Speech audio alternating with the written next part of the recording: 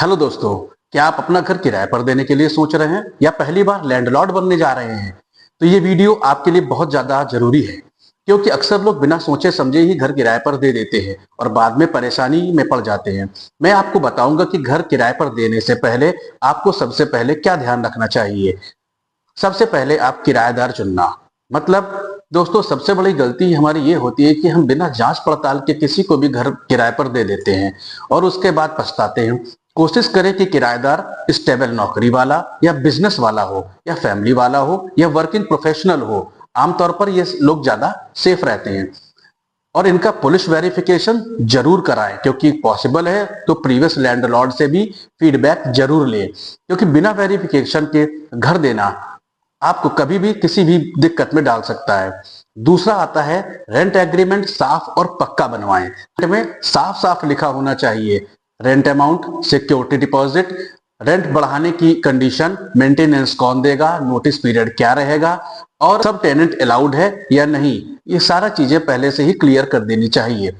इसके बाद आपका आता है कि सिक्योरिटी डिपॉजिट को सही रखना चाहिए। सिक्योरिटी डिपॉजिट डैमेज और ड्यूज कवर करने में आपके बहुत काम आती है। आमतौर पर मेट्रो सिटीज या नॉन मेट्रो सिटीज में 1 से 2 महीने का रेंट को हम सिक्योरिटी के तौर पर रख लेते हैं। घर की हालात का पूरा रिकॉर्ड अपने पास रखें। टेनेंट के मूव इन करने से पहले ही घर की सारी फोटोज और वीडियोस जरूर बना लें। इलेक्ट्रिक मीटर की रीडिंग जरूर नोट कर लें। फर्नीचर या अप्लायंसेस जो भी आप किराएदार को दे रहे हैं उसके बारे में क्लियरिटी रखें, इनसे कोई डिस्प्यूट नहीं होता है। इसके बाद आता है रेंट का तरीका क्या होना चाहिए। हमेशा रेंट बैंक ट्रांसफर या यूपीआई से ही लें। कैश जितना हो सके कम से कम लें और टेनेंट को रेंट की रिसिप्ट देना जरूरी है। इसके बाद आता है मेंटेनेंस। मेंटेनेंस सोसाइटी रूल पहले से ही टेनेंट को क्लियर कर दे। मेंटेनेंस कौन देगा, पार्किंग के रूल क्या है, नॉइज पेड पॉलिसी क्या है और विजिटर के लिए रूल क्या है, पहले से ही आप क्लियर कर देंगे तो बाद में कोई भी आपको टेंशन नहीं होगी। इसके बाद एक कंडीशन आती है कि रेंट कैसे बढ़ेगा, कितना बढ़ेगा।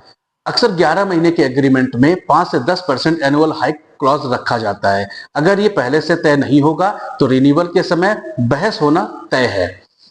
और इसके बाद आता है लीगल सेफ्टी को भी आप हल्के में ना लें। टेनेंट का आईडी प्रूफ और एड्रेस प्रूफ जरूर अपने पास रखें। एग्रीमेंट में एविक्शन क्लॉज होना जरूरी है। इंडिया में लॉन्ग टर्म टेनेंसी कभी कभी रिस्की हो सकती है, इसलिए अलर्ट रहें।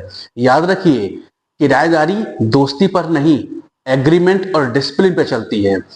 रूल क्लियर होंगे तो रिलेशन हमेशा स्मूथ बने रहेंगे।